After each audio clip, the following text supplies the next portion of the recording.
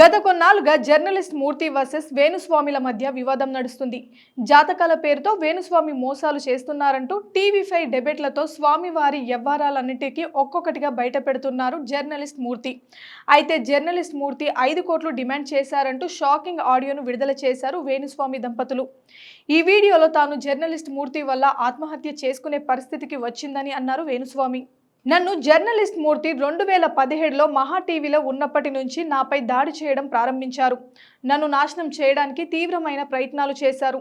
వాళ్ళు అడిగిన డబ్బులు నేను ఇవ్వలేదు. గత 8 నెలల నుంచి నా మీద జర్నలిస్ట్ మూర్తి గారి ఆధ్వర్యంలో నాపై దాడులు ప్రారంభించారు.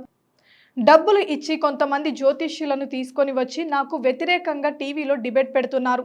నా గురించి చెడుగా ప్రచారం చేయడానికి తీవ్రమైన ప్రయత్నాలను జర్నలిస్ట్ మూర్తి చేస్తున్నారు. ఎంతో మంది కష్టాలను తొలగించిన నన్ను ఆత్మహత్య చేసుకునే స్థితికి నేను వెళ్ళడం జరిగింది.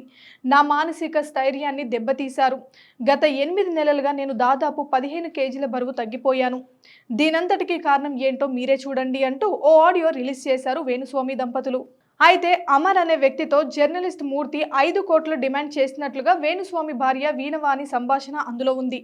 అమర్ అనే వ్యక్తి జర్నలిస్ట్ మూర్తి అనుచరుడుగా అని ఆ ఆడియో బైట్లో చూపించారు. 5 కోట్లు ఎక్కడి నుంచి తెచ్చి ఇస్తారు అమర్?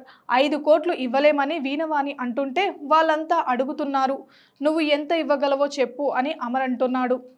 అది కాదు అమర్, 5 కోట్లు అంటే చిన్న అమౌంట్ కాదు. వేణుస్వామి గారు కూడా నమ్మాలి కదా. అంత అమౌంట్ ఏ లెక్కలో అడిగారు అని నేను వివరణ ఇవ్వలేదు. ఆయన నా మాట నమ్మరు. ఆ ఫిగర్ వినగానే నా మైండ్ బ్లాక్ అయ్యింది. దీన్ని ఏం చేద్దాం? ఆయన దగ్గర 5 కోట్లు అయితే లేవు. ఇది కాకుండా వేరే ఆప్షన్ ఏం లేదా అంటూ కొంతమంది ప్రముఖ జర్నలిస్టుల పేర్లు కూడా అందులో వినిపించారు. అయితే వీళ్ళ సంభాషణలో వినిపించిన పేర్లు చూస్తే మొన్న వేణుస్వామిపై మహిళా కమిషన్కి కంప్లైంట్ ఇవ్వడానికి ఎవరెవరు ప్రముఖ జర్నలిస్టులు అయితే వెళ్లారో వాళ్ళ పేర్లు పనిపట్టుకొని పలకడాన్ని బట్టి చూస్తే ఇదేదో కావాలని చేసినట్టే అనిపిస్తుంది. పదే 5 కోట్ల ఫిగర్ని ప్రస్తావించడం, జర్నలిస్టుల పేర్లు కావాలనే పలకడాన్ని బట్టి చూస్తే ఇది రివెంజ్ డ్రామాలకి అనిపిస్తుంది.